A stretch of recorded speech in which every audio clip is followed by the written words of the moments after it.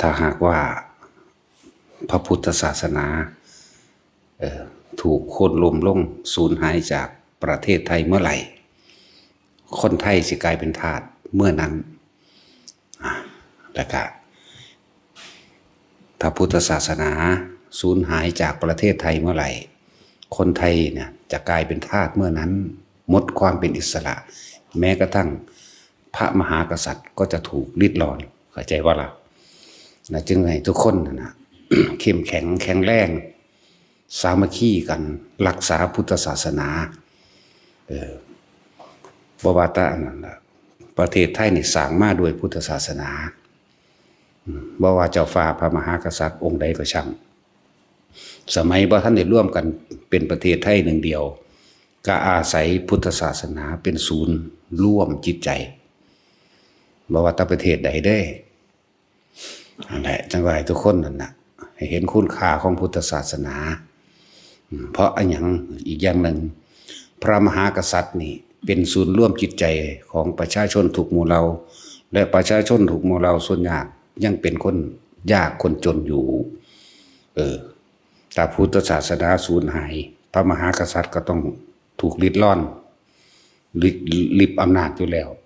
แล้วประชาชนคนถูกคนยากคนจนนี่สิเอามองใดเป็นที่พึ่งพระมหากษัตริย์นี่เป็นทัศพิษราชธรรมเข้าใจว่าล่ะคำว่าทัศพิษราชธรรมเนี่ยบ่แม่นพึ่งสิเคยมีเลยมีมาแต่เก่าก่อนในศาสนาของพระพุทธเจ้าทุกพระองค์เลยปกครองโดยธรรมปกครองโดยความจริงปกครองโดยความเมตตากรุณามุทิตาและอุเบกขาประชาชนราษฎรถ้าไม่มีที่ทำกินเพิ่นก็จัดสรรให้มอบอำนาจและความหมายให้กมุงเสนาบดีอำมาตย์ทั้งหลายคือพวกซุมื้อนี้ก็ว่ากรมป่าไม้มั่งสปก.มั่งสำนักงานเขตจัดสรรที่ดินมั่งอันนี้แหละพวกเสนาบดีพวกอำมาตย์ทั้งหลายก็ดีก็มาจัดสรรเพื่อให้ประชาชนทุกหมู่เหล่าได้มีที่อยู่อาศัยและก็ทำกินนี่แหละทัศพิษราชธรรมก็ดีขาดนั่นขาดนี่เพิ่นก็หาให้จัดหาให้โรงเรียนข้าวสารอาหารทุกอย่างนั่นแหละก็สิพูดถึงแล้วนั่นนะเดี๋ยวจึงว่าพวก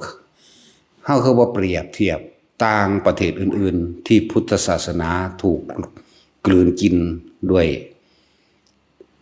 นักการเมืองก็ว่าด้วยความ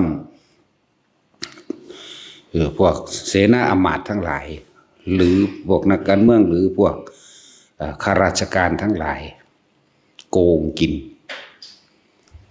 นั่นแหละบางสมัยนี่แต่สมัยพระพุทธเจ้าของพระพุทธเจ้าปฐุมมุตระนี่พระราชาปกครองทัศพิษราชธรรมในกษัตริย์ตระกูลนั้นปกครองเมืองนั้นมานั้น1,111ราชการเพราะปกครองโดยทัศพิษราชธรรมนำหลักธรรมคำสอนของพระพุทธเจ้านี่กระจายออกสู่ประชาชนเลยอยู่มาได้1,111ราชการนั่นต่อมาราชการต่อไปนั่นถูกพวกเสนาอำมาตย์ทั้งหลายนักการเมืองก็ว่านะแล้วก็ข้าราชการก็ว่าโกงกินประชาชนดิดร่อนเป้าหัวแล้วก็เห็นเป็นฝักเป็นฝ่ายสุดท้ายแล้วเขาก็โค่นล้มอำนาจได้เห็นป่ะก็ยังสั้นแล้ว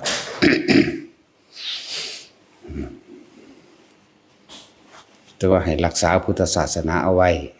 พวกเขาเบิ่งต่างประเทศอื่นๆโลดเด้อนี่เมืองพี่เมืองน้องเฮามื้อนี้ทุกข์ยากลำบากบ่ที่จริงพวกเขาถ้าสิพูดถึงจริงพระพุทธเจ้าเป็นคนไทยบ่ได้เป็นคนอินเดียพวกเขาหนีตายมาจากพุ่นหนีตายมาจากชมพูทวีปตะกี้เอิ้นว่าชมพูทวีปเพราะถือยักนอกศาสนาอิสลามเขามาทำลายเผาเมืองกรุงนารันทาเผาโอ้ยสารพัดตระกูลที่แท้จริงแล้วตระกูลแห่งพุทธสักยะวงศ์ ก็คือคนไทยเฮานี่แหละเมืองนั้นเมืองนี้อย่างเช่นเมืองลาวกับเมืองไทยอันนี้เป็นอันเดียวกันเด้เป็นเดียวกันมาจาก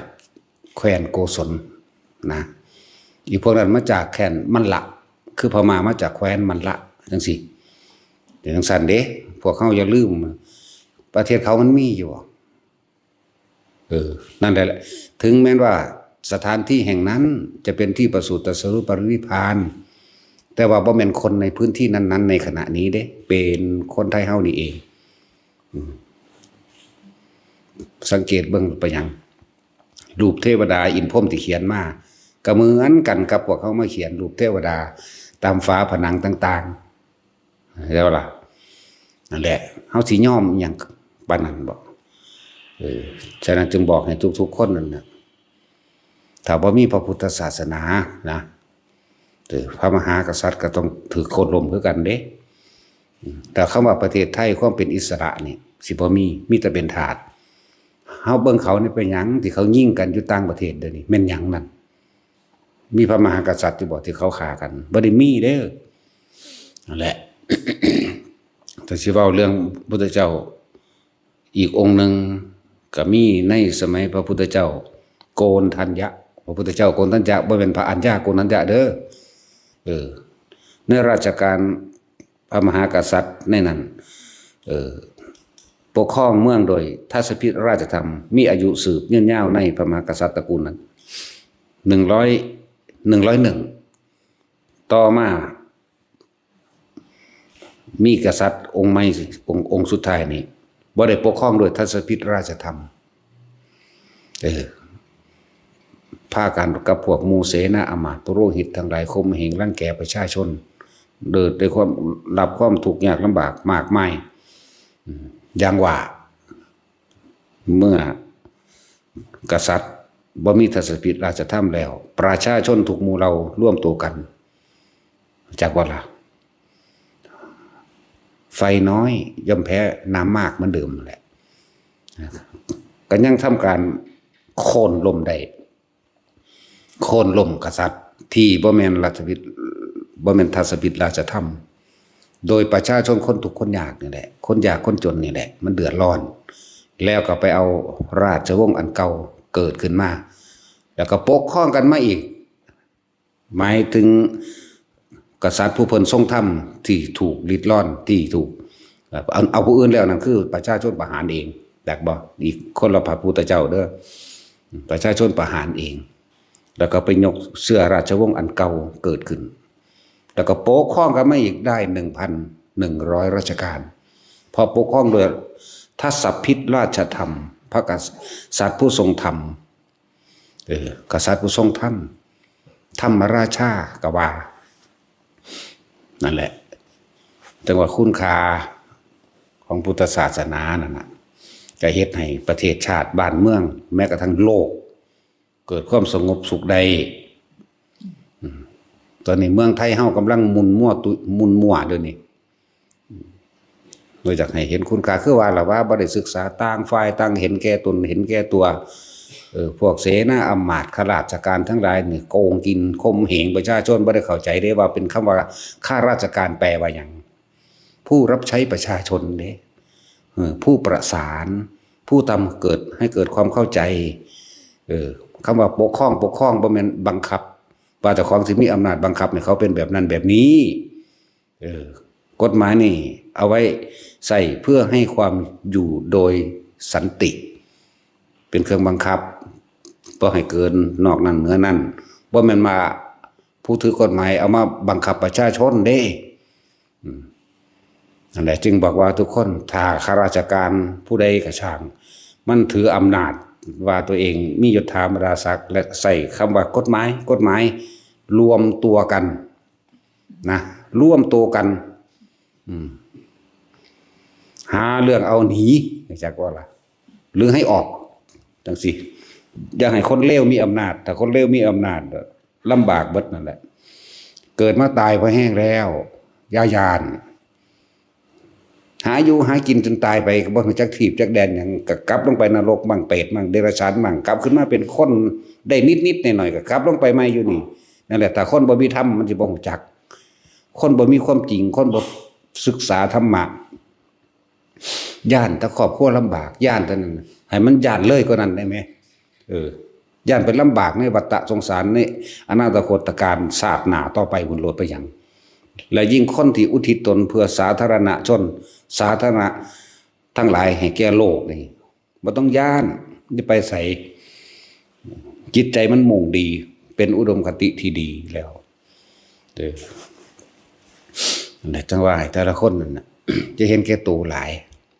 ภาษาเกิดมาหากินซ้ำตายนะจึงบอกทุกคนไว้ว่าถ้าพุทธศาสนาสูญหายจากประเทศไทยเมื่อไหร่ไทยก็จะกลายเป็นทาสเมื่อนั้นไม่ใช่ไทยไม่เป็นอิสระดุจดังเดิมแม้พระมหากษัตริย์ก็จะถูกดิดร่อนลงไปมันมีอยู่หม่องเดียวนี่หนึ่งเด้ที่นักแน่นและแข็งแกร่งคือประเทศไทยนี่หนึ่งเด้แต่สิมั่วแต่โอ้ยย่านเขาว่ามั่งโอ้สารพัดแต่สิว่าจังสั้นแล้วสัตว์โลกเป็นสัตว์สังคมต้องพึ่งพาอาศัยซึ่งกันและกันถ้ามันเป็นเครื่องปกครองโลกน้ำโลกคือเมตตากรุณามุทิตาและอุเบกขาในขณะที่ยังมีชีวิตอยู่แม้นพระอรหันต์เจ้าเอาไรมาต่อพระพุทธเจ้าคนละพระพุทธเจ้าไปเมืองใดก็ช่างเป็นอิสระปลอดภัยจากอันตรายทั้งปวงเพราะว่าเพิ่นมีเมตตาเป็นเครื่องนำผ้าเป็นเครื่องนำทางให้แก่หมู่สัตว์ทั้งหลายมีกรุณาช่วยเหลือแนะนำโดยวิชาเลยล่ะแนะนำโดยความรู้ความจริงของชีวิตด้วยล่ะมุทิตาเพิ่นก็บ่เคยอิจฉาริษยาไผแต่เพิ่นก็วางจิตเป็นกลางถ้าเพิ่นยังเป็นเจ้าชายสิทธัตถะอยู่นั่นเป็นพระมหากษัตริย์นั่นนอนอยู่ทางใดก็ต้องมีอารักขาเพราะความหวาดหวั่นคันครามความกลัวว่ามีศัตรูสิไม่ขาแต่นี่เพิ่นไม่มีศัตรูเสียแล้วเป็นอริยะเสียแล้วแปลว่าผู้ไม่มีศัตรูแปลว่าผู้ไม่เบียดเบียนใครจึงกินกลางดงนอนกลางป่าได้สบายไปทั้งใดก็บ่ได้ย่านว่าไผสิมาฆ่าไปทั้งใดก็บ่ได้ย่านว่าเขาสิมายึดบ้านยึดเมืองเข้าสู่กษัตริย์แต่ละบ้านแต่ละเมืองก็นำธรรมของพระพุทธเจ้าได้ไปปกครองบ้านปกครองเมืองตนเองแต่ถ้าพวกเขาบ่แข็งแกร่งบ่ร่วมตัวกันซึ่งมันเหลือจุดเดียวแค่ในไทยนี่นึงเด้อจุดเดียวนี่เป็นจุดศูนย์ร่วมใหญ่นี่หมายถึงยังมีมรรคผลนิพพานปฏิบัติตรงต่อนำธรรมคำสอนพุทธเจ้าออกมาปฏิบัติตามนะเป็นข้อวัดปฏิบัติเรียกว่าปุตตปะสูตรเนี่ยอยู่ในไทยนี่แหละ รากเหง้าของศาสนาของภิกษุสามเณรทั้งหลายผู้หวังความหลุดพ้นคือกรรมฐานจากบอกเลยว่าปุสปาหรือปุสปะบุคคลผู้มีความเพียรนี่บุตรผู้มีความเพียรปุตะเนี่ยแปลว่าบุตรสปะหมายถึงความเพียรที่พระเทระเจ้าองค์ใหญ่รักษาไว้คือพระมหากัสสปะนั่นแล้ววันดีขึ้นดีก็ลุกขึ้นมาถอนกรรมฐานอยู่เด้แต่เฮาบ่ฮู้จริงบ่เห็นจริงเฮาบ่เว้าดอกเดี๋ยวนี้คือคนนอนหลับนี่เดี๋ยวนี้ใส่ม้อยอยู่นั่นแล้วจังซั่นแล้วนั่นแหละให้พวกเฮาคิดเบิ่งว่าถูกไล่ถูกตีทำลายมาตั้งแต่ชมพูทวีพุ่นเราจังมาตั้งโลกลากอยู่นี่ไทยลาวก็เป็นหนึ่งเดียวกันเด้บ่ได้แยกแยะอีหยังเพราะความแตกแยกบ่เป็นหนึ่งเดียวกันเพราะพวกข้าราชการฉี่โกงเรื่องมันเคยมีมาแล้วนะครับสมัยที่พระพุทธเจ้าไปบอกให้กับพระเจ้าปัสเสนพระเจ้าปัสเสนฉี่โกงซะเองสิแหลกกินสินบนโดยตนเองบ่บอกไผพุทธเจ้าจึงบอกแล้วเพิ่นถามขึ้นว่ามหาบพิตรถ้าปุโรหิตหรือเสนาอมาตย์ของพระองค์เองขี้โกงพระองค์ขี้โกงหรือว่ารับสินบนมหาบพิตรเป็นที่พอใจไหมไม่พอใจพระเจ้าค่ะแล้วมหาบพิตรทำเองเนี่ยไม่ละอายใจเหลือนี่แล้วบ้านเมืองของมหาบพิตรต่อไปจะมีแต่คนโกงนั่นเพราะตัวเองโกงก่อนมหาบพิตรนี่เคยทำผิดพลาดมาแล้วบุคคลผู้ซื่อสัตย์หมายถึงพันธุระเสนาบดีเพราะความอ่อนแอทางปัญญาเห็นบ่ เพราะความหูเบาเพราะความบ่ใครควรพิจารณาได้ไปสั่งประหารพันธุระเสนาบดีอันเป็นเสนาอมาตย์ผู้ซื่อตรงที่สุดเนี่ยมันก็สะเทือนปึ๊กเข้ามาเลยเห็นบ่ที่เหลืออยู่ตอนเนี้ยแม้ตัวมหาบพิตรเองก็ขี้โกงเพราะความเห็นแก่ตัวเห็นแก่ตัว แล้วข้าทาสเสนาบดีปุโรหิตอาจารย์ของมหาบพิตรทั้งหลายทำการโกงทำการรับสินบนทำการข่มเหงประชาชนดุจดังพระองค์คิดว่าเป็นที่พอใจหรือไม่บอกไม่พอใจพระเจ้าค่ะจะว่าเช่นนั้นเลยประชาชนจะได้รับความเดือดร้อนจากพวกปุโรหิตอาจารย์ทั้งหลายแล้วนี่เสนาบดีทั้งหลายแล้วนี่จะร่วมกันกับพวกเดรัจฉีนอกศาสนาที่พระองค์ไปนำเอาทองคำเขามาเพื่อที่รับเป็นสินบนคิดว่าได้มาเปล่าๆแต่อย่าลืมว่าต่อไปนั้นท่านจะไม่เหลืออะไรเลยแม้ประเทศชาติบ้านเมืองตัวเองก็จักไม่มีนั่นเพราะความเห็นแก่ตัวของพระองค์แล้วเพิ่นจังบอกจะให้ทำยังไงนั่นเป็นเรื่องของมหาบพิตรเนี่ยเขาเจ้าเข้าใจกันอยู่ดอกเพิ่งก็คิดแล้วเลือกไปตัวอ้าวพวกนี้เสนาอมาตย์จักบ่เสนาอมาตย์พวกนี้ก็ร่วมกันกับพวกนี้กับพวกอันเดรัจฉีนอกศาสนาร่วมกันได้นี่เพื่อจะโค่นล้มพระองค์เหมือนกันกับที่พระองค์ไปฆ่าพวกนี้ทั้งที่พันธุระเสนาบดีเนี่ยเป็นผู้ซื่อสัตย์ที่สุดเป็นมิตรสหายเป็นเพื่อนอะไรทั้งสั้นแล้วแต่ว่าวันนี้ ตัวเองรับสินบนเองเราคิดว่าเสนาอมาตย์ทั้งหลายเหล่านั้นไม่รู้เลยรู้นั่นเขากำลังสิโค่นล้มพระองค์เองนั่นทั้งสั้นแล้วแม้กระทั่งทีฆะการายณะก็ยังรอจังหวะอยู่โอ้ไม่ธรรมดาดิทีฆะการายณะเป็นหลานของพันธุระเสนาบดีแล้วก็ดึงขึ้นมาพอตัวเองสำนึกได้ว่าคนพันธุระเสนาบดีเป็นคนซื่อสัตย์แต่ว่าเมื่อคิดได้ก็สายไปเสียแล้วนะเหลือแต่หลานกับนางมาริกาอันเป็นครูบารมีของพันธุระเสนาบดีมันก็ตึกเข้ามาล่ะจังสั่งสันตติอมาตย์ไปจัดการนั่นเองเมื่อจัดการพวกนี้แล้วก็สืบหาต้นตออีกว่าไผร่วมแน่จึงจัดการข้าราชการเหล่านั้นที่ไปร่วมหัวกันกับพวกนี้เพื่อนี่แต่ว่าก็รู้ว่าที่ขะการยนะอันเป็นหลานนี่ก็มีส่วนในหันแต่ให้อภัยโทษจากว่าละแต่กรณีว่าผลกรรมคือว่า ลูกตัวเองก็เขานั่นแหละมาทำการฤทธิพระราชอำนาจก็ร่วมตัวกันนั่นแหละครับที่ขะการยนะกับยังหลักลูกนั่นแหละ นะวิทุธพะนั่นวิทุธพะก็ไม่ได้ข่าพ่อหรอกแต่ว่ารวมหัวกันกับที่ขะการยนะกับที่ขะการยนะเดี๋ยวติดต่อพวกนี้มาเพื่อจะสังหารเข้าใจว่าล่ะนั่นแหละจังให้สันตติอมาตย์ไปฆ่าตายเบิดแต่ว่าพระพุทธเจ้าก็ได้บอกฆ่าทำเท่าที่จำเป็นว่าได้บอกให้ฆ่าเด้เรื่องเล่าต่างๆนี่คือความรู้ทั้งหลายเจ้านี่คือล้วนแล้วมาจากพุทธกาลมาจากโบราณมาจากเลยพุทธกาลนี่ไปอีกซะด้วยซ้ำไปก็คือความรู้ที่พระพุทธเจ้าเฮาพระโคดมเฮาเนี่ยเอาออกมาแสดงเฮาบ่ต้องคิดเอาเองหรอกเฮ็ดนำเพิ่นโหลดง่ายกว่าเนาะแม่นบ่จะต้องใจเด็ดเดียวคือเพิ่นเด้จังสิได้นั่นแหละ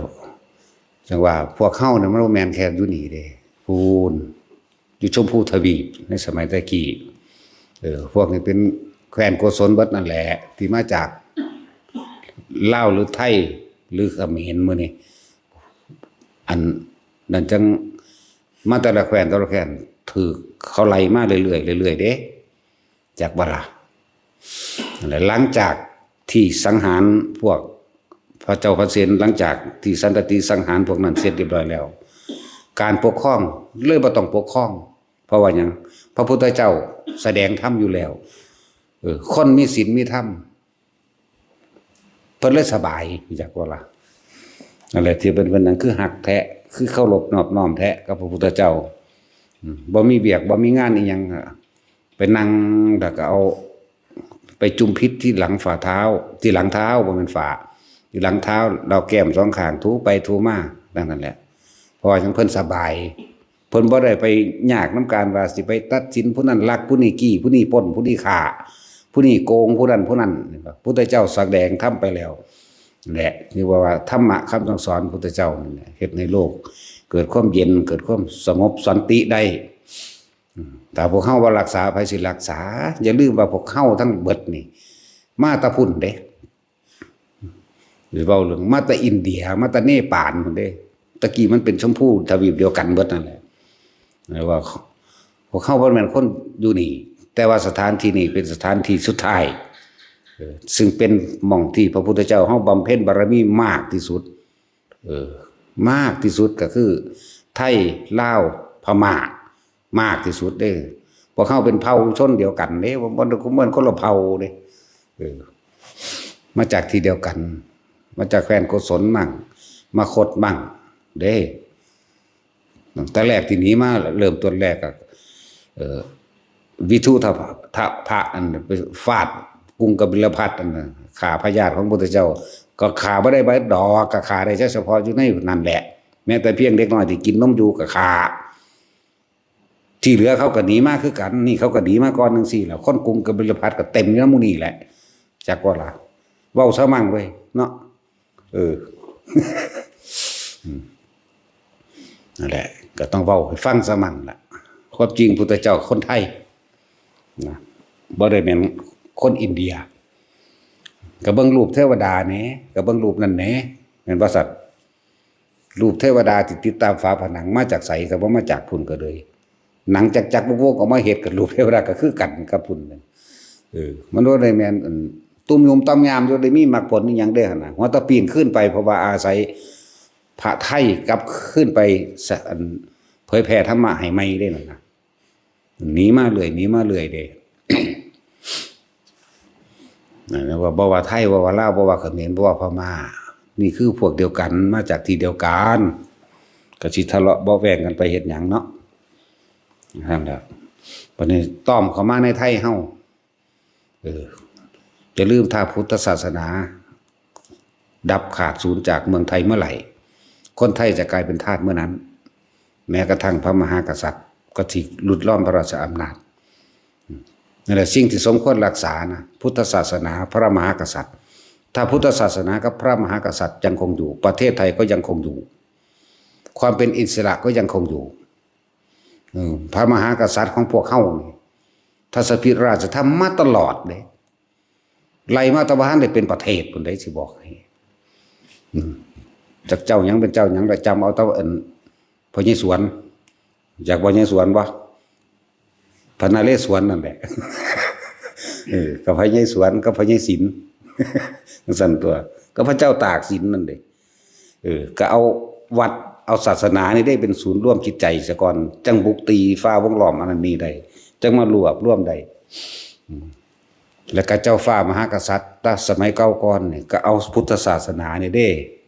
มาตั้งวงสร้างเมืองเล่นบอกเขาเจ้าพระเจ้าใดก็สร้างตะวัดแม่นบ่ล่ะสร้างวัดมาเรื่อยๆพระนเรศเพิ่นก็สร้างวัดพระเจ้าตากก็สร้างด้วยกันทั้งขาคนไปพร้อมทั้งสร้างวัดพร้อมได้พวกนี้ธรรมดาบ่ขาคนพร้อมสร้างวัดพร้อมลบพร้อมปฏิบัติธรรมไปพร้อมเด้นั่นแล้วก็เพราะว่าเอาธรรมะนี่แหละเป็นเครื่องโน้มน้าวจิตใจให้คนเกิดความสามัคคีสมานสามัคคีกันทุกพระเจ้ามาเรื่อยๆนั่นแหละพระเจ้าคือหน้าก็จะลบไปพร้อมสร้างวัดไปพร้อมนั่นแล้วไปพูดดอกพระเจ้าชัยธาธิราชลบไปพร้อมสร้างวัดไปพร้อมเนี่ยมันธรรมดาดินั่นแหละทุกพระองค์นั่นแหละแต่สิว่ามันหลายเราจังสั่นตัวแต่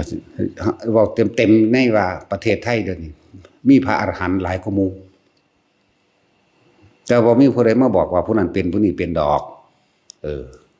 ที่เฮาทรงอยู่นี่ก็เพราะว่าเป็นพุทธบารมีนี่จักว่าล่ะที่พวกเขาอยู่กันได้แต่พุทธศาสนาสูญสิ้นจากเมืองไทยเมื่อไหร่ประเทศไทยก็จะเป็นทาสเมื่อนั้นบ่ได้สูญเสียไทยเหมือนเดิมนะฉะนั้นควรรักษาพุทธศาสนาและพระมหากษัตริย์เอาไว้ความเป็นไทยจึงจะคงอยู่เด้อตรงนั้นเป็นทาสล้วนๆพวกเจ้าเบิ่งเขาเป็นลบกันได้ไปหยังพวก5 มาตร 5 เมตรมันเป็นหยังนั่นน่ะแม่นว่าซั่นหยังล่ะยูเครนหรือปูตินสัตว์กันอยู่นั่นศาสนาใดล่ะแม่นว่าซั่น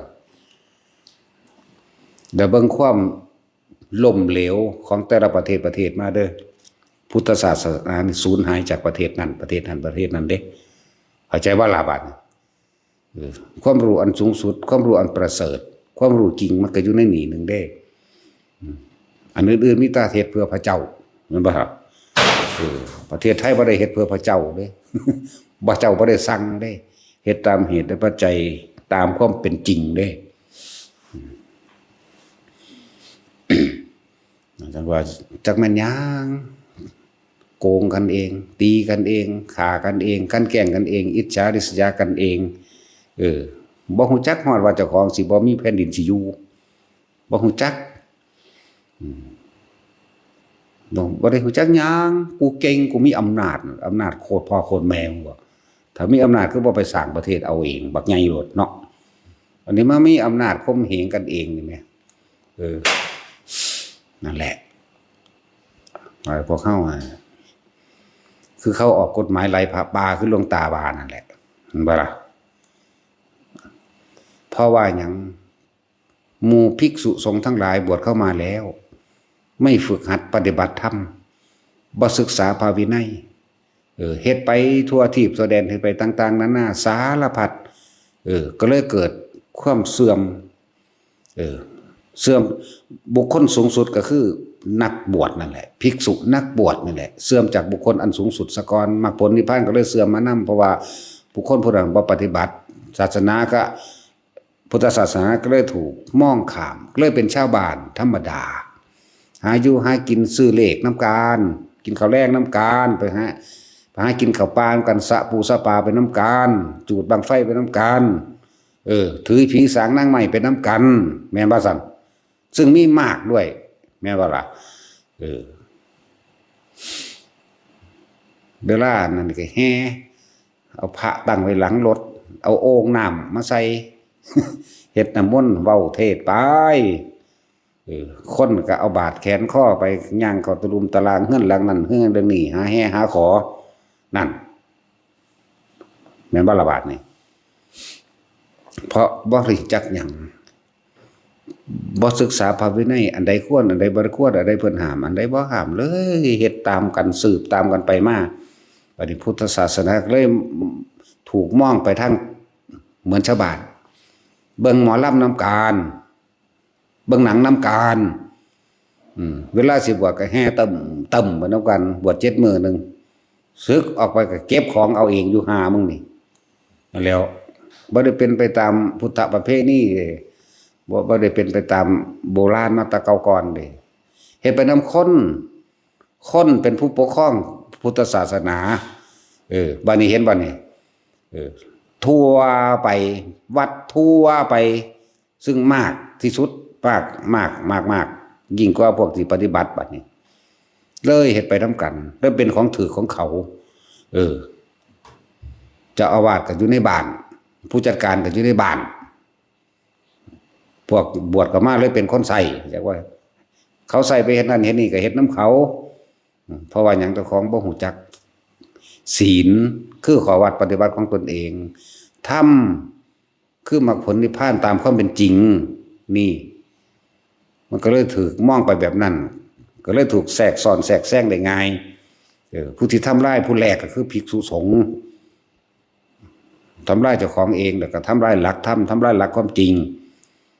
ก็ถือผีสางนางใหม่เทวดาอินพรหมนำชาวบ้านชาวเมืองบาดนี่เดี๋ยวก็ปั้นเวทสุวรรณมามันเป็นของขายแล้วก็ปั้นเท่านั้นปั้นเท่านี้มาปั้นนาคปั้นผีมา เห็ดนกขุมมาขายบ้างเห็ดปลาตะเพียนมาขายบ้างเห็ดจระเข้เห็ดขี้เข็บเห็ดแม่งอดแม่นบ่สัตว์เห็ดบ่หน่อยเห็ดเป็นท่องเขียวๆขี้เข็บแม่งอดจระเข้ไปละบัดเห็ดน้ำมนต์มาขายบ่ได้คือกันได้กับน้ำพระปริตรในสมัยพุทธกาลมันมีอยู่เพิ่นเฮ็ดสงเคราะห์เพิ่นบ่ได้เฮ็ดขายแต่เฮ็ดขายเมื่อไหร่ปุ๊บเกิดกลายเป็นเดรัจฉานวิชาทันทีแล้วเพิ่นก็บ่ได้เฮ็ดดูปานนั้นแม่นบ่มันมีอยู่ดอกอันนี้จังซั่นถ้าเฮ็ดเป็นรูปลักษณ์รูปเหรียญนี่ยังขึ้นมาถ้าเฮ็ดเป็นรูปพระพุทธเจ้าถ้าใส่ความหมายว่าเป็นพุทธานุสติธรรมานุสติสังฆานุสติบ่เป็นปัญหาแต่ว่านี่เอาหน้าพระพุทธเจ้าขึ้นมาใส่เหรียญข้างหน้าแล้วเขียนอันรูปนกขุมรูปเสือรูปหนังไรทั้งหลังอันนี้มันปนกันไปกับเดรัจฉานเข้าใจว่าละบาดมันเลยผิดจิตหน้านั่นแหละแต่พวกเฮ็ดจังซั่นมันสิมีพลังจิตอีหยังมากมายพลังเมาตนแต่พลังเมตตาขึ้นอยู่กับการอธิษฐานจิตมันได้ทั้งนั้นแหละคนทรงฌานสามารถทำได้เบิดนั่นแหละแต่เฮาบ่นิยมให้พาเฮ็ดแล้วนั้นเฮาให้คุ้มจิตเจ้าของนี่ทรงฌานเพื่อว่าให้จิตตั้งมั่นให้มันเป็นหนึ่งเพื่อจะเห็นความคิดเจ้าของแล่นไปแล่นมานี่ต่างหากเฮาบ่เอาไปเฮ็ดแนวนั้นเฮาบ่เอาไปอันนี้รุ่นเมตตาอันนี้รุ่นบ่มีเมตตาตนเองไม่ได้ก่อนเถอะก็จะเมตตาผู้อื่นนั่นแหละ แต่สิเฮ็ดแนวนั้นก็ดีเฮ็ดได้อยู่แม่นว่าบ่มีอยู่แต่เฮาเบิ่งหลักแห่งความเป็นจริงแล้วสุดท้ายก็ตายทุกคนนี่แหมนี่แม่บอกมันนี่แหมทำยังไงในขณะที่มีชีวิตอยู่เราจะอยู่ด้วยความสันติด้วยความสงบด้วยความสุขด้วยความระงับปราศจากพวกโจรผู้ร้ายหรือความอิจฉาริษยายังก็ว่าไปในแนวบดีนี่แหมนี่ตัวนี้เด้เฮาต้องการให้ทุกคนเข้าใจธรรมะความจริงของชีวิตคำว่าธรรมะก็ดีสิ่งที่ความจริงของชีวิตทุกสรรพสัตว์ความจริงของสิ่งทั้งหลายทั้งปวงพร้อมที่มันไหลร่วมลงสู่ความแตกดับมีความเกิดกับมีความตายเป็นธรรมดาเนี่ยนั่นแหละมันเหลืออยู่จุดเดียวเท่านี้เด้ในโลกนี่ที่ยังมีความมรรคผลนิพพานแล้วก็มีความเข้มข้นอยู่มันเดียวจุดเดียวแต่ว่าเป็นจุดน้อยๆคือประเทศไทยเฮานี่ที่เขาฝึกหัดปฏิบัติประเทศอื่นก็มีอยู่มันทั้งหน่อยแล้วเขาเจ้าก็อยู่ยากลำบากเลยเอาเบิ่งพม่านี่เป็นปฏิบัติตามความเป็นได้ยากสู้กันลบกันเฉพาะสำคัญพออย่างบ่มีพระมหากษัตริย์แม้ว่าระบาดพุทธศาสนาก็สูญหายมากเพราะว่าโค่นล้มพระมหากษัตริย์เนี่ยจังซั่นตัวเมืองลาวก็เหมือนกันเพราะว่าบ่มีพระมหากษัตริย์เป็นศูนย์รวมจิตใจเป็นที่พึ่งของหมู่เราประชาชนราษฎรคนยากคนจนพอข้าราชการขี้โกงจักว่าล่ะเรื่องสั้นตัวกินจะของบ่เป็นเศรษฐีในตอนนี้แต่ว่าเป็นผีในเมืองนรกนี่จักเอาเถอะหน้ามันสิไปใส่แต่ว่าจังซี่เขาบ่สำนึกสำเนียกดอกคือว่าเอารับผิดชอบกันเองเด้อผู้ใดทำกรรมมาได้ไว้ห่วยกูเป็นผู้กำหนดกรรมกูก็เป็นเจ้ากรรมเอาเองนายเวรเอาเองก็เลยตัวถ้าสิยอมบ่สิยอมจะบอกให้เขามาเฮ็ดแนวนั้นแนวนี้บ่ได้ยอมเด้ฆ่ากันจนตายเลยฝั่งใดฝั่งหนึ่งผู้หนึ่งตายด้วยความอิจฉาริษยาผู้หนึ่งตายด้วยความปรารถนาหวังดีต่อสัตว์โลกมันคนละจิตใจเด้จักว่าล่ะไปพรหมโลกก็ได้ไปดุสิตก็ได้เฮาฝึกเปลี่ยนไปแห้งแล้วมันยากหยังว่าจิตใจขาดดับเลยก็ได้ตัวฟังฝึกชำนาญไปแห้งแล้วฆ่าอย่างไรอารมณ์จักว่าล่ะนั่นแหละเฮานี่ทุ่มเทชีวิตให้ทุกคนพุทธศาสนาหมายถึงว่าทุ่มเทให้พุทธศาสนาก็ว่าทุ่มเทเพื่อให้ทุกคนได้รู้หนทางแห่งความจริงเดินว่าทุ่มเทให้พุทธศาสนายังรักษาไว้ถึงน้อยก็หนึ่งหน้าปริญาณจังเม็ดได้ภาษาตายตายมาโดนครั้งละตายมาหลายแล้วเนาะตายอีกจักเทื่อมันสิเป็นแมงอย่างยากอย่างนั่นแหละจังว่าถ้าพุทธศาสนายังอยู่พระมหากษัตริย์ก็ยังอยู่ตือไวโรดที่เบิ่งดีๆเริ่มมีอยู่บ่ เนี่ยเมืองพุตานมีแต่พุทธศาสนาเกิดพระมหากษัตริย์เกิดแม่นบ่ล่ะแล้วพระมหากษัตริย์องค์นั้นเพิ่นก็นำทัศพิธราชธรรมเข้ามาเห็นบ่ล่ะพระราชากิกมีอย่างนั้นแหละมันสิเป็นจังซั่นบางใดบ่มี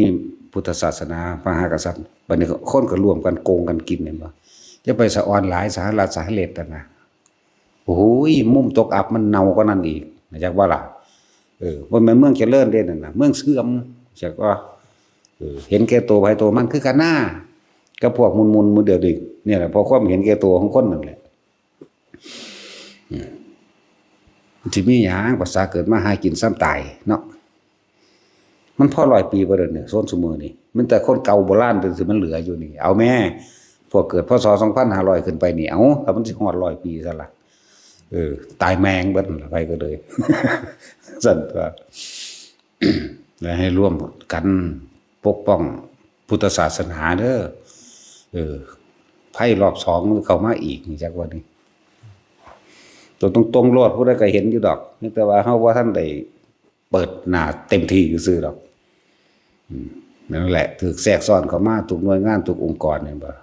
ได้ย่านเขามันบ่ฮู้จักผิดจักถูกมันบ่ฮู้จักอะไรคุณธรรมบ่คุณธรรมบ่อันพวกข้าราชการทั้งหลายก็ดีเนาะจะเอาไปมาเจ้าของเป็นทาสเขานี่ยังบ่ทันรู้จักอยู่เนาะบอกบ่ฟังแมงแบบว่าโคตรพ่อโคตรแมงฟังบ่ฟังก็สร้างเสียงของเฮานี่มันดังไปทั่วจักรวาลอยู่แล้วให้ทุกคนปกป้องรักษาพุทธศาสนามีหยังก็ปรึกษาจะอวดเก่งเด้ผู้นั้นผิดผู้นี้ถูกอวดเก่งกันอยู่พอสำนั้นเห็นบ่คนอื่นเขาแทรกซ้อนเข้ามาเขาก็หัวเราะเยาะเขาก็เยาะอีกฝั่งนึงเฮ็ดผิดอีกฝั่งนึงพุ่นเขาก็ดำเนินการไปอีกแบบนึงพุ่น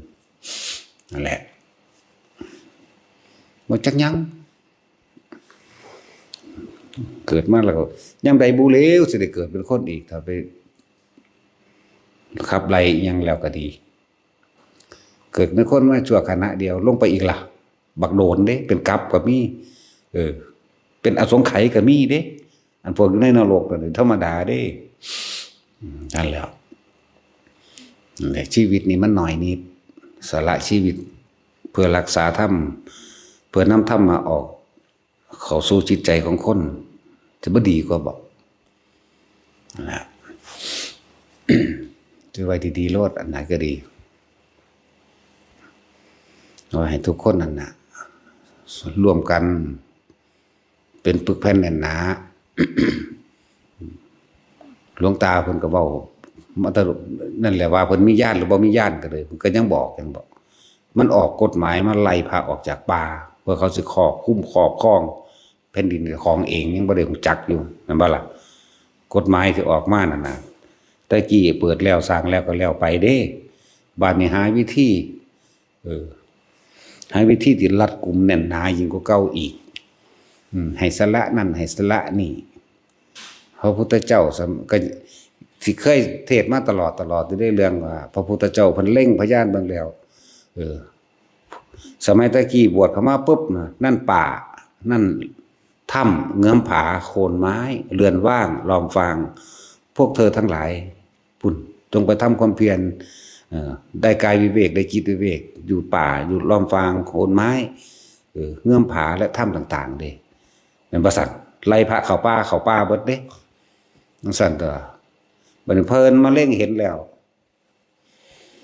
ต่อไปป่าสิมีเจ้าของแม่นบ่ละบาดนี่มันบ่ได้ผิดพลาดจักหน่อยเลยเด้พยานของพระองค์นั่นน่ะบ่ผิดจักหน่อยเลยบ่มีหม่องฟิวเลยต่อไปภิกษุสงฆ์ทั้งหลายผู้รักษาสืบทอดความจริงออกไปแสดงแก่หมู่มหาชนทั้งหลายนี่สิอยู่ยากเพิ่นก็เล็งเบิ่งแล้วจำเฮาต้องรับวัดเป็นตัวอย่างเอาไว้แผ่นดินสะเทือนคือวัดของอานาปิณฑิกะเศรษฐีนี่แต่วัดแรกจริงๆคือวัดเวรุวันที่พระเจ้าพิมพิสารประทานให้ก็เลยบ่ได้เป็นชื่อเสียงกองไกลบันไดเป็นอย่างคือประชาชนธรรมดาทั่วไปนี่แหละเป็นผู้สร้างฉะนั้นจึงเป็นศูนย์ร่วมจิตใจของคนยากคนจนร่วมกันได้นั่นน่ะเข้าใจว่าระบาดนี่ถ้าเฮาคนทุกข์คนยากคนจนบ่มาร่วม ใจกันเนี่ยเฮาสิเอาหยังเป็นที่พึ่งเฮาไปพึ่งข้าราชการบ่ได้เด้มันก็เลี้ยงแต่อันผัวแต่เมียมันกับลูกมันซื่อๆมันก็ส่งลูกมันมาข่มเหงคนอื่นต่อเด้ว่าล่ะบางพวกลูกทหารลูกตำรวจไปตีไปฆ่าคนบ่มีความผิดเสยไหมเฮ้ยผู้ใดอยู่ไกลๆแถวนั้นร่วมตัวกันเบิดบ้านไปฆ่าแม่มึงโดดไปหยังเนาะพุทธเจ้าบ่ได้สอนให้ฆ่ากูสอนเองนี่คือความบ่มียุติธรรมก็เลยวิธีสิเฮ็ดกับข้าราชการขี้โกงจักบ่ร่วมตัวกันเข้าไปหาเรื่องกับมันเลยเข้าใจว่านี่ศูนย์แล้วทุบตีไข่ยิ่งแมงโลดเอาสั่นเด้บ่สั่นมันก็สิมีอำนาจอยู่หั่นแหละกฎหมายโอ้มันเกินไปแล้วตัวเขาก็ลงมาขี้ค่ายให้เราก็ย้ายมันหนีหรือเอามันออกบ่สั่นก็ฟาดแมงตายโลด มันจังบ่ได้อยู่เป็นเลวทรามต่อไปอีกตายเพราะทำความดีแต่หน้าจักบ่ล่ะ คือหลวงปู่สมภพเพิ่นบอกติดคุกเพื่อติดคุกอันเป็นกุศลว่าซั่นเฮาก็หัวว่าซั่นฟังนึกเลย เรานี่ติดคุกเพื่อการกุศลมาแล้วว่าซั่นติดคุกแทนเพื่อสิปกป้องอีกผู้หนึ่งเด้มันแม่นอยู่เด้หลายองค์อยู่เด้ที่ไปติดคุกแทนผู้นั้นผู้นี้เอาไว้นั่นนะซั่นแหละ จึงบอกอันใดบ่ดีร่วมตัวกันเด้อผู้ใดมันบ่ดีผู้ใดมันกดขี่ข่มเหงประชาชนราษฎรร่วมตัวกันเขาไปทุบแมงรถมันทำงานจังหวัดใดลุยเข้าไปเลยเผาถิ่มเลยพอยิ่งใดก็ยิ่งแมงรถใจมันอยู่มีอำนาจต่อไปจังซั่น มันจักเป็นจังซั่นเลยเด้แต่เห็นความบ่ยุติธรรมมาแล้วเด้นั่นแหละอันนี้เป็นความจริงกฎหมายสู้กฎหมู่ไม่ได้เพราะกฎหมายทำเอาไว้เพื่อคนหมู่มากไม่ได้ทำเอาไว้เพื่อคนหมู่น้อยไม่ได้ทำเอาไว้เพื่อให้ข้าราชการข่มเหงประชาชนเอาทำเอาไว้นี่เพื่อความอยู่ดีมีสุขของประชาชนเพื่อเป็นเครื่องประสานสมานมิตรใจบ่ล่ะเพื่อเอาไปเป็นเครื่องปกครองกันเพื่อให้อยู่ในกฎระเบียบเดียวกันเพื่อบ่รังแกข่มเหงกันแต่ว่าถ้าพวกเขารังแกข่มเหงเสียเองล่ะร่วมตัวกันเมื่อสังเกตร้อยยิ่งมันโดดมันหนีหรอกมันก็ย่านตายคิดหอดหนีเมียมันจะก็ล่ะโอ้ยบ่ได้แล้วขาตายใหญ่นี่เองดอกด้วยใจมันมีชีวิตอยู่หน้าผู้ยังสันนะมันต่างจากสัตว์จากปูจากปลาที่เขาขาดออกตั้งแต่ขากบกินกันยังขาไหมเนาะตบยุ่งกันยังตบพวกนั้นก็มีขาซ้ำยุ่งแหละเมียนจื่อไว้เด้อบ้านใดประเทศใดบ้านใดก็สร้างประเทศใดก็สร้างฟังอยู่เดี๋ยวนี้ถามมันรังแกข่มเหงร่วมตัวกันหลายๆคนเข้าไปในหันอีหลีแล้วนั่นนะสุว่าอันบักนี่เป็นหัวโจกมูลเขาไปตีมันอีหลีแล้วนี่เนาะอันพวกนี้ในหันนั่นพากันแลนหนีเบิดดอกเข้าใจว่าล่ะมันก็จะย่านเมียมันนั่นเอาผัวใหม่แต่ผู้ชายก็ดีแต่ผู้หญิงมันบ่มีปัญหาดอกมันไหว้เนาะไหว้ซื่อๆดีบ่ดีจับเชิงมันน่ะโลด มันบ่ดีหลายก็เลยแต่ว่าอีใดคิดหลายก็ปล่อยถิ่มจะไปสู้ตีนทางมันโลด คือสั่นสูนเด้บัดนี้แล้วบ่ดีจะไว้หยังเนาะมนุษย์สเปโตสมควรประหารถิ่มมนุษย์เดรัจฉาโนตบปากมนุษย์สันติโตสมควรตายพูดเอาเรื่องนี้ได้เฮาชีวิตที่บ่มีคุณค่าอีหยังกันนะมันบ่บาปหรอกแต่บาปบ่ได้มานั่งเทศอยู่นี่ดอกเฮ็ดมาหลายแล้วจังซั่นด้วยถ้าสิเว้าเรื่องอันอดีตขององค์นั้นองค์นี้เนาะพระเจ้าอโศกมหาราชเป็นไผในปัจจุบันฆ่าคนเป็นเท่าใดร้อยล้านเด้นั่นน่ะเป็นท่านพอลี่ถ้าว่านรกมันนั่นมีอายุยืนปานนั้นถ้าเพิ่นตกลงไปแม่นบ่บ่ทันได้ขึ้นเด่นแต่ว่าคือมาเป็นท่านพอลี่อยู่นี่แหมเนาะขาคนหลายบ่เอาเนี่ยแต่ว่ามาทำคุณในศาสนาพุทธศาสนาขึ้นมาเนี่ยเปลี่ยนปั๊บเข้ามาเลยดิเห็นบ่นี่แต่ว่าศาสตร์ที่นั่นแต่ว่าดีแน่เพิ่นให้ลูกเพิ่นบวชพระมหินเถระกับอันนางหยังล่ะลืมละ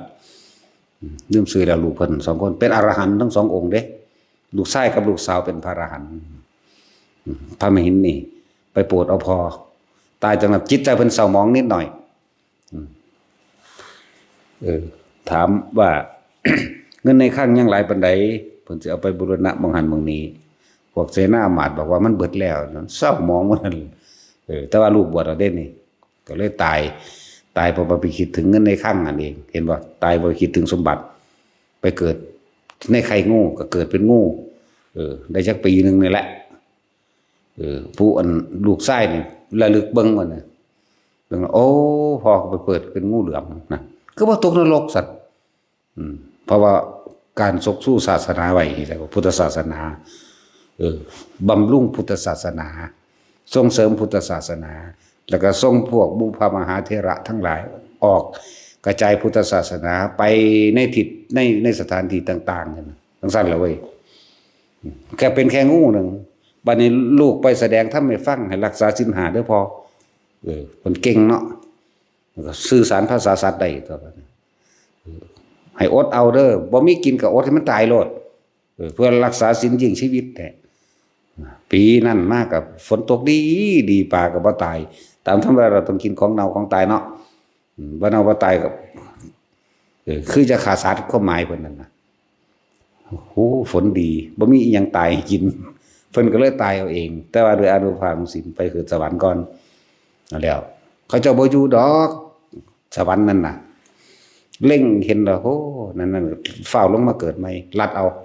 ก็มาเกิดเป็นทันพอลี่นี่ก็นั่นแหละถ้าจะเว้าเรื่องอดีตของเพิ่นเองก็เลยฆ่าคนเป็น100 ล้านตัวนั้นน่ะจักประเทศไฟสุจักโหดเหี้ยมว่าซั่นก็บ่ได้คุณงามความดีนำสามเณรน้อยๆตัว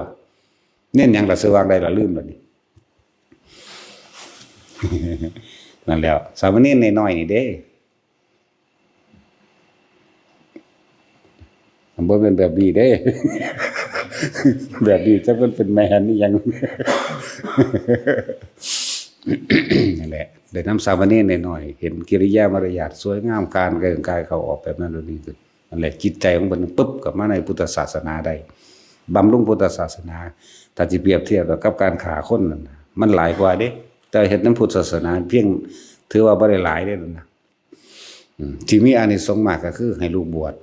แต่ว่าให้ลูกบวชนี่อันนั้นเป็นแค่เรื่องของทานกับสร้างพุทธสถานขึ้นมาซื่อมันท่านได้หยังปานใดได้อยู่แต่ว่าบ่ทันได้ปานใดแต่ว่าเอาลูกนี่เสือบเสื้อสายเลือดว่าเป็นทายาทแห่งพุทธศาสนาเอาสายเลือดเจ้าของเองบวชแต่บ่ล่ะบ่ได้ห่วงไว้ใส่งานเองแต่ว่าเอาลูกไปบวชแล้วเห็นว่าเพิ่นเผยแผ่ศาสนาออกมาได้พระไม่เห็นกับพระนั่นแหละนางละสังฆบิตาเถรียังละลืมแล้วล่ะสามเณรยังวะลืมแล้วแท็กซี่เล่นยังฮะสามเณรนิโครธบ่แม่นสามเณรหนีเด้ สามเณรหนีมีแต่สิโคตรนอนอย่างเดียว งูกักก็ดิอย่าว่ามันเด้อขึ้นผู้พุ่นเด้อตี3ได้ลุกลงมานั่นแล้วก็เฮ็ดเสียงหมาเป็นสัญญาณบอกว่าลงมาแล้วบอกหลวงพ่อลงมา นั่นแล้วมันก็ฝึกไปแต่น้อยจังซี่ล่ะเว้ยเขาว่าเฮาเอาเน้นมาทรมานมันบ่แม่นเด้อคนละเรื่องกันเลยกับเขาเข้าใจสู้ก็ให้ลูกสู้เล่นโทรศัพท์มันก็คักเวลามันนอนตื่นสายๆมากก็ปลุกมันมากินข้าวมันก็ถีบพ่อถีบแม่วันนึงแงะเลยว่าใหญ่ขึ้นมาก็กินยาบ้าฆ่าเจ้าของซ้ำตัวบ่ได้คือลูกกูเด้อมันซ้ำนี่สังสีซื่อเด้นั่งสมาธิเดินจงกรมอยู่ทั้งเทิงเดี๋ยวญาณผีมันก็นิ่งกันตัว มันก็บ่หลับกันตัวมึงฮอดฮอดตีใดตี3ซั่นมึงคือบ่นอนญาณผี จังซั่นตัวมันก็มีฝึกไปเรื่อยๆเดี๋ยวก็คอยอินทรีย์แก่กล้าจังซั่นตัวศรัทธาอินทรีย์พละอินทรีย์วิริยะอินทรีย์สติอินทรีย์ปัญญาอินทรีย์ความแข็งแกร่งทั้งภายนอกและภายในกายอินทรีย์ก็เริ่มแข็งแกร่งขึ้นก็ใหญ่ขึ้นเรื่อยต่อจากบ่ล่ะกายอินทรีย์สติอินทรีย์ก็ไหลไปเรื่อยต่อบ่จักแมงดอก เลี้ยงลูกเจ้าของมันนั่นจะไปกินยาบ้าอัน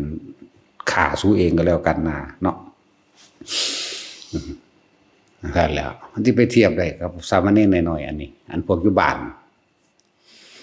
นั่นแหละภาษาหาอยู่ให้กินแค่เดียวกับไปพิษเถียงกันลูกทะเลาะกันตีลูกกูตีหลานมึงอยู่พ่อสนั่นเนาะนี่พ่อแม่ได้เขาตีเอาเองได้ฟาดกูปัวรถฝึกความอดทนก็เกิดขึ้นในนี่เองตัวตะกี้เขาก็เป็นแนวนี้แหละกับหลวงปู่จรัญ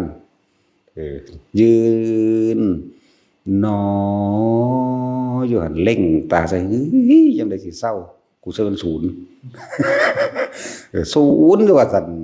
ทางพวกมันสั่งคนเดนั่นแล้วยืนหนอ9 ครั้งอยู่หันแม่มึงบาดเนี่ยยกแล้วก็มาหนออยู่ไม่ใจสิขาดบัดไงกันมาแล้ว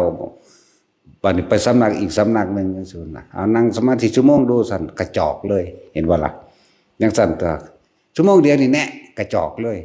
ที่ไหนได้มันได้พื้นฐานมาแต่หลวงปู่จรัญพูนความอดความทนนั่นนะมันเลยบ่ได้อดทนจากว่ามันหน่อยโพดบางเอานั่งดู6 ชั่วโมงเด้อสบายเพิ่นฝึกให้แล้วแต่ว่าเฮาบ่รู้ค่าเองนั่นแล้วไปจังซี่แล้วแต่มันใหญ่ขึ้นมันก็กว่าเฮาอีกว่าล่ะแต่สิกว่าทางใดดอกว่าโหลำบากเด้ตะกี้มันธรรมดาเด้กินอยู่อดอยากลำบากคือหยังนี้เด้มันบ่ได้มีสวมแบบนี้เด้แล่นหาทายน้ำตัวทีมตัวแดนเด้ใส่ไม้ได้แกงขี้จักบ่จักบ่บุเลวพวกนั้นแล้วลำบากคือหยังนี่บ่ได้มากินแบบนี้แบบสนุกสนานเด้ไปบิณฑบาตแต่ละหม่องแต่ละอันกล้วยน้อยนึงกับข้าวใช่มั้ยมาเรื่องคือว่าล่ะตะกี้มันบ่ได้มีปานนี้ว้ายปิ้งกบนี่ก็สุดยอดแล้วเด้ธรรมดาว่ะซุมื้อนี้จักแม่นอีหยังน้ำเขียวน้ำแดงกินจนท้องไข่น้ำส้มน้ำเขียวน้ำแดงอีหยังถามมันอีหยังนี่เยลลี่ซั่นเป็นจังได๋เยลลี่ก็เป็นจังซี่แหล้วมันว่าก็เขาก็บ่ฮู้จักเยลลี่อีแม่มึงบอกตั้งแต่เจ้าของบ่ฮู้จักเด็กน้อยมันฮู้จักอันนี้เป็นยังอันนี้ยังเชคอันนั้นเชคนี่เชคอีหยังคือขี้มูกแต่ว่าแล้วซุมื้อนี้มีเบิดแนวอยู่แนวกินอันเดียวตะกี้หาไต้กบมาปิ้งเอา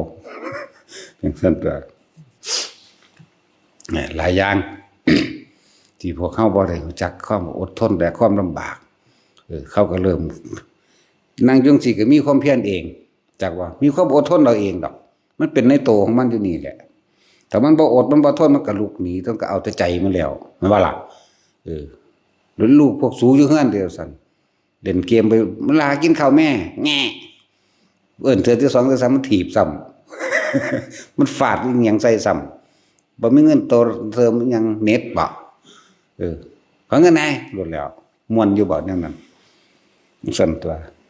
ฝึกเอาตัวฝึกได้แนวใดก็สุก็ได้แนวนั้นแหละจังซั่นตัวสิเห็นลูกกูคือลูกสูกูบ่เป็นเด้อยากได้หยังเฮ็ดเอาเด้ลูกกูได้หยังหาให้กูบ่ได้หาให้เด้มันว่าแท็กซี่บ่ต้องมานั่นดอกลูกมึงก็เอาแต่ใจคือกันนั่นแหละแง่คือกันนั่นแหละอันนี้แง่แม่ได้ฟ้ามือใส่รถดิเบิดล่ะทั้งเฒ่าๆแล้วก็แฟนนั่นลูกเฒ่าๆแล้วก็แฟนปูสีจังเฒ่าๆแล้วก็แม่นเด้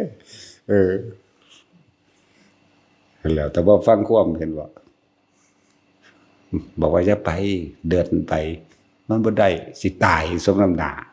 ของซั่นแล้วแต่ของว่าท่านได้อินทรีย์แข็งแกร่งบินว่าท่านได้แข็งจักอินทรีย์ว่าตัดสินเจ้านกกายอินทรีย์เห็นว่าล่ะคนละเรื่องกันเด้อถ้าเว้าซับจังซี่เอาทะลุเรื่องซะล่ะถ้าเฮาเว้าจังซี่ก็ว่าเฮาเว้านั่นนี่เนาะแล้วถ้าอยากให้ครอบครัวตัวเองตลอดทั้งประเทศชาติบ้านเมืองตลอดทั้งนั้นให้พากันรักษาพุทธศาสนา หมู่ภิกษุสามเณรบวชเข้ามาแล้วก็ฝึกหัดให้ศึกษาพระวินัยก่อนเพราะว่าเฮาบ่ทันรู้จักอันหยังผิดอันหยังถูกอ่านเบิ่ง2 เดือน3 เดือนมันแบ่งสิบ่จบเด้อนี่ผู้ใดบวชเข้ามาในนี่แล้วให้อ่านอริยวินัยก่อนเด้นี่คือเครื่องรักษาตัวเองก็ต้องรักษาตามนี้เมื่ออ่านพระวินัยได้แล้วมันก็เป็นหมวดศีลหมวดศีลก็คือวินัยนั่นแหละศีลสมาธิเมื่อจิตมันตั้งมั่นอยู่ในศีลแล้ววินัยเข้าใจดีแล้วสมาธิมันก็อ่านง่ายเกิดความเข้าใจง่ายปัญญามันก็รู้เห็นง่ายเพราะจิตมันบ่ออกฟุ้งซ่านถ้าสิเสื่อมมันเสื่อมจากยอดโดยบุคคลก็คือพวกภิกษุนักบวชถ้าพาเขาหาเฮ็ดกระตุ้นของขังเฮ็ดอันนั้นอันนี้น่ะโอ้ยนั่นแล้วจูดบังไฟเล่นบังไฟน้ำเขาตำมือน้ำเขาอยู่หั่นเบิ่งหนังเบิ่งหมอลำน้ำเขาบางพวกก็ฟ้อนอาหารน้ำเขาอีกโอ้โหโคตรแบบเฮ้ยจังซั่นแล้วนี่ธรรมดาบ่มันสิเป็นถ้าเคารพนับถือบ่จังซั่นเนาะแต่ของเฮ็ดเสื่อมเอาเองขายน้ำมนต์ขายกระตุ้นขายของขังเสียงเอิ้นเดรัจฉานวิชาแต่ว่าทำเพื่อสงเคราะห์ในความเป็นบางครั้งบางคราเนี่ยมันบ่ได้เป็นอันนั้นน่ะอย่างหนึ่งมันมีดอกคาถาสวดนั่นสวดนี่มันคุมมันขังผู้เขาเจ้าเฮ็ดเป็นจริงๆเขาเจ้าใส่พลังจิตทรงชาติเจริญชาติเข้าชาติออกชาติตัวนั้นตัวนี้แต่อธิษฐานลงเอาแต่ว่าเฮาบ่เฮ็ดในจังซั่นน่ะเฮ็ดให้เขาแล้วมันก็สิพึ่งพาตัวเองบ่เป็นแม่นบ่ล่ะโอ้ยข้าเอาบวมเป่าให้แน่อยู่หั่นดอกจับให้แน่แม่นบ่ล่ะบ่เด้แต่กูก็ยังปล่อยเขียวโลดเบิดยังก็ได้ใส่ทิ้งแตกก็ยังได้ไปพาอยู่หมอเขาพาให้อยู่ได้ล่ะจังซั่นแล้วมันหลายอย่างพุทธเจ้าเฮ็ดเป็นตัวอย่างไว้แล้วพระองค์เฮ็ดได้เบิดนั่นแหละแต่บ่เฮ็ดเป็นตัวอย่างบ่ให้ไปสนใจอิทธิปาฏิหาริย์อาเทศนาปาฏิหาริย์คือการดักการท่ายใจคนผู้นี้รักของคนผู้นี้ฮู้ความคิดเขามึงรักท้องเขาติแน่เป็นโทษบ่ล่ะบัดนี้ถ้าให้ตัวเองลำบากพร้อมแล้วอิทธิปาฏิหาริย์เพิ่นก็เฮ็ดเพื่อสงเคราะห์คือนั่งอีหยังล่ะลืมซื้อแล้วปาดน้องบีแข้งตัวเองไปต้มให้ภิกษุองค์นั้นเพิ่นป่วยเพิ่นไข้ป่วยบัดนี้เจ้าของป่วยเองพระเจ้าเข้าไปพุ่นไปลี่อยู่ในห้องฟังอยู่พุ่นว่าไปตามนางมานี่เพราะตะวาสำนักแค่เองมันก็เกิดขึ้นมาเองนั่นแหละอิทธิปาฏิหาริย์ก็เฮ็ดอยู่หังบ่เฮ็ดประจำเฮ็ดเฉพาะเพราะนางอันนั้นนางนั้นเป็นโสดาบันพร้อมสั้นตัวนั่นแหละเพิ่นก็เฮ็ดอยู่นานๆจังเฮ็ดนี่เรียกว่าอิทธิปาฏิหาริย์สิฮ้อเหินเดินอากาศสิหูทิพตาทิพจิตระลึกหยังได้ทั้งนั้นอาเทศนาปาฏิหาริย์หมายถึงรู้ความคิดผู้นั้นผู้นี้ผู้นี้คิดแบบนี้คิดแบบนี้ผู้นี้รักของผู้นั้นรักของผู้นี้หรือใส่หูทิพตาทิพไปฟังเขาเว้ากันแล้วบอกจังซี่เพิ่นก็บ่เฮ็ดเพิ่นเอาอนุสาสนีปาฏิหาริย์บอกตามเหตุผลและบอกเหตุว่าปัจจัยทั้งหลายเพราะสิ่งนี้มีสิ่งนี้จึงมีเพราะว่าเจ้าคิดแบบนี้เจ้าคิดบ่ดีเจ้าจึงเว้าบ่ดีหรือเจ้าไปคบคนพาลแบบนี้เจ้าก็เลยเป็นคนสันดานหยาบแบบนี้คบคนเช่นไรย่อมเป็นบุคคลเช่นนั้นไปล่ะนั่นแหละนี่จึงเรียกว่าอนุสาสนีปาฏิหาริย์อนุแปลว่าน้อยพลังตามศาสนีคือความรู้ที่กระทำให้ตัวชีวิตตนเองเจริญขึ้นเข้าสู่ความหลุดพ้นไปได้เลยเรียกว่าอนุสาสนีปาฏิหาริย์เข้าใจบ่ล่ะเอาสมาทาน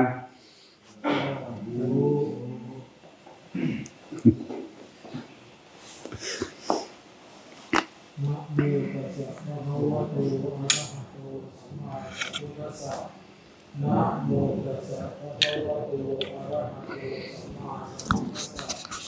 นะโม